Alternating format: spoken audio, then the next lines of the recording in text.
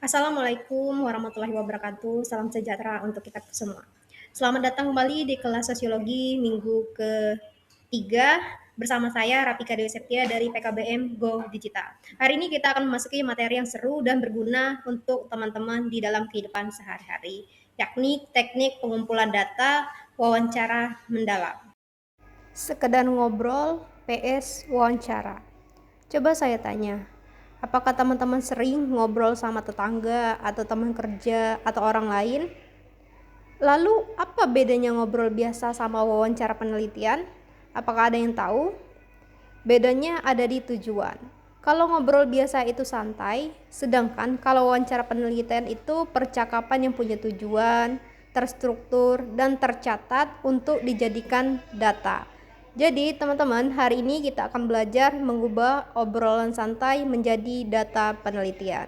Tujuan pembelajaran minggu ini simple. Ada 4 hal yang harus kita pelajari.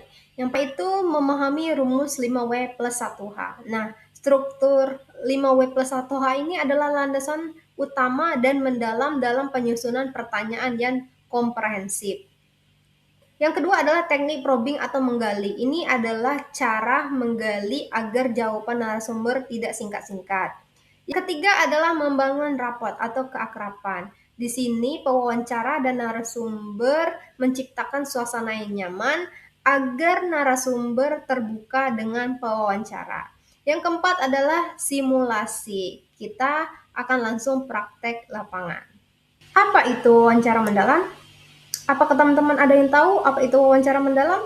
Wawancara mendalam itu bukan kayak interogasi polisi ya teman-teman, dan bukan juga sekedar tanya jawab, melainkan wawancara mendalam adalah seni menggali cerita, pengalaman, dan perasaan seseorang atau orang lain. Kita ingin tahu isi hati dan isi kepala dari narasumber kita tersebut. Senjata utama peneliti, pertanyaan 5W plus 1H. Ini merupakan rumus dalam pertanyaan penelitian. Ada 3 konteks yang kita bahas. Yang pertama itu data dasar. Data dasar ini memuat pertanyaan what dan who. What ini menyatakan apa peristiwanya, apa kejadiannya, dan who itu menyatakan siapa orang yang terlibat atau siapa pelakunya.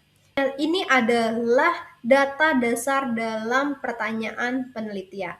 Yang kedua adalah konteks. Nah, di pertanyaan konteks ini, pertanyaan konteks ini adalah where dan when. Where itu menyatakan di mana lokasinya atau di mana kejadiannya. Dan pertanyaan when itu menyatakan waktu, kapan terjadinya. Pertanyaan tersebut menetapkan konteks kejadian. Dan yang ketiga adalah inti pertanyaan atau why dan how. Why ini menyatakan mengapa peristiwa itu terjadi, dan how itu bagaimana peristiwa itu terjadi atau bagaimana proses itu terjadi. Ini merupakan pertanyaan inti dalam suatu penelitian. Jadi teman-teman harus ingat ya, dalam pertanyaan penelitian itu menggunakan 5W plus 1H. Seni bertanya, pertanyaan tertutup PS terbuka. Nah, kita harus menghindari pertanyaan yang tertutup ini, karena pertanyaan tertutup ini membuat jawaban narasumber singkat dan mematikan diskusi. Contoh pertanyaannya itu yang menghasilkan jawabannya ya atau tidak. Contoh, apakah teman-teman atau Bapak suka kebijakan RT ini? Tentu saja jawabannya ya suka atau tidak. Nah, ini akan mematikan diskusi narasumber dan pewawancara. Ini harus dihindari. Jadi, alihkan pertanyaannya menjadi pertanyaan terbuka. Pertanyaan terbuka itu pertanyaan yang memancing cerita dan penjelasannya panjang. Contohnya, bagaimana pendapat Bapak atau teman-teman tentang kebijakan RT ini? Bisa diceritakan alasannya? Nah, ini membuat diskusi menjadi panjang dan narasumber menceritakan kebijakan RT tersebut. Teknik probing atau menggali lebih dalam informasi. Nah, kita sebagai pewawancara itu jangan cepat puas dengan jawaban narasumber. Sedangkan narasumber kita itu menjawab dengan jawaban yang singkat. Tugas kita sebagai pewawancara itu harus mengejar atau probing. Ibaratnya kita mengejar bola agar masuk ke gawang. Nah, kita harus mengejar informasi tersebut agar yang kita inginkan itu dapat dan mendalam. Jangan kita puas di permukaan, tetapi kita harus menggali lebih dalam informasi tersebut. Bagaimana contoh pertanyaannya? Contoh pertanyaannya bisa dijelaskan lebih lanjut maksud Ibu dari pertanyaan sebelumnya, atau lalu apa yang terjadi setelah itu teman-teman, Ibu atau Bapak. Yang ketiga, contoh konkretnya seperti apa? Itu merupakan pertanyaan untuk menggali informasi yang lebih lanjut atau lebih dalam.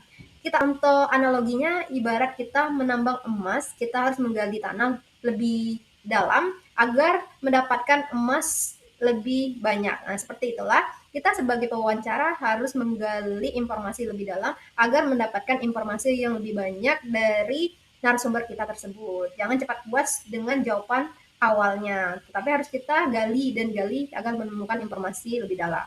Membangun raport atau keakraban. Nah, antara pewawancara dan narasumber itu kita harus membangun keakraban atau kenyamanan. Raport di sini adalah suasana yang nyaman dan percaya antara peneliti dan narasumber. Tanpa ini tidak akan ada kejujuran. Untuk itulah, raport ini sangat penting agar pewawancara dengan narasumber itu merasa saling nyaman, terbuka, sehingga narasumber berani untuk menceritakan hal-hal yang ia alami atau hal-hal yang sensitif pun kalau dia sudah nyaman dan terbuka maka akan diberitahukannya kepada pewawancara tersebut. Nah, kita konteks Bengkulu atau adat ketimuran untuk menjalin keakraban tersebut jangan kita langsung ke intinya, tetapi kita harus melakukan yang pertama itu basa-basi dan ramah tamah. Kita mulai dengan tanya kabar, tanya keluarga. Yang kedua itu gunakan bahasa lokal atau bahasa daerah tersebut kalau bisa. Kita jangan menggunakan bahasa yang sulit dipahami. Gunakanlah bahasa yang mudah dipahami.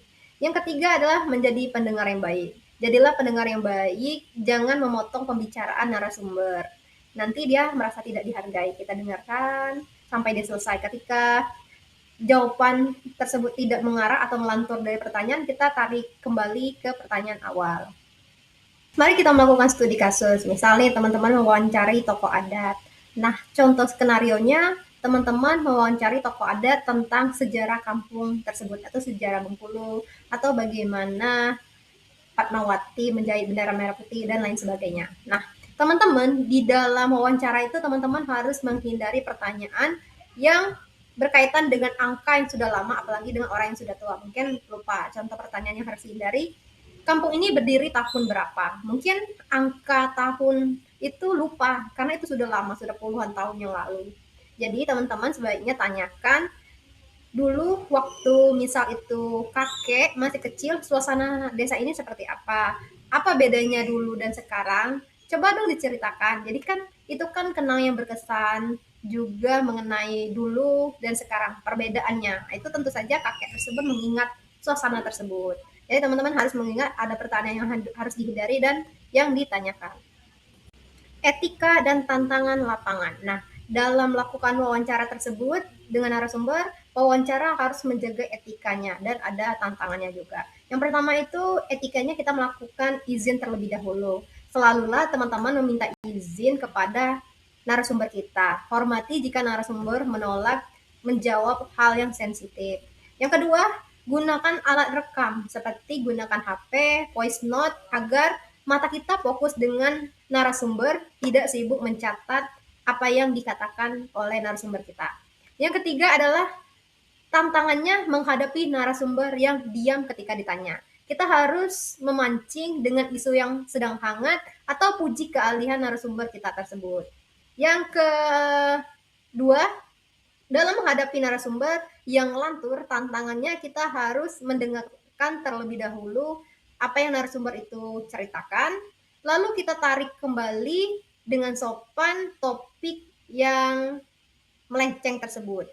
Menarik sekali Pak, tapi kalau soal yang tadi, pertanyaan yang tadi itu bagaimana? Jadi kita harus menarik kembali pertanyaan yang belum dijawab oleh narasumber tersebut akan kembali ke topik.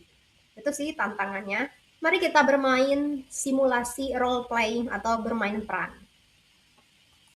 Instruksi simulasi. Nah, di sini dalam bermain peran ini teman-teman yang pertama harus berpasangan. Teman-teman dengan teman sebangkunya itu tentukan siapa sebagai pewawancara dan siapa yang sebagai narasumber atau kita bermain role playing. Nah, kita contohkan pedagang pasar panorama. Yang kedua, pilih topik. Topiknya harus sederhana misalnya dampak kenaikan harga beras atau manajemen sampah di RT tersebut apa? Itu topik yang hangat yang harus kita bahas yang berdampak. Yang ketiga, mari kita melakukan aksi tersebut selama 5 menit. Nah, lakukan wawancara dengan menggunakan rumus 5W plus 1H. Nah, teman-teman gunakan dengan teknik probing atau menggali informasi yang lebih dalam. Setelah itu, bergantian peran dengan temannya lain. Kalau misalnya si A jadi pewawancara, si B jadi narasumber, gantian. Si A jadi narasumber, si B jadi pewawancara. Harus saling mendapatkan peran, bergantian perannya. Jadi kesimpulannya teman-teman, menjadi seorang peneliti itu mindsetnya adalah rasa ingin tahu yang tinggi atau yang besar, atau disebut curiosity, dengan pendekatan yang humanis. Pendekatan yang humanis itu adalah pendekatan yang menekankan oleh kenyamanan, keramahan, dan etika dalam penelitian. Untuk itulah menjadi seorang pewawancara itu harus mempunyai rasa ingin tahu yang besar dan menggunakan pendekatan yang humanis kepada narasumber kita. Apakah teman-teman ada pertanyaan? Jika belum, saya akhiri. Sampai ketemu di pertemuan selanjutnya. Terima kasih. Wassalamualaikum warahmatullahi wabarakatuh.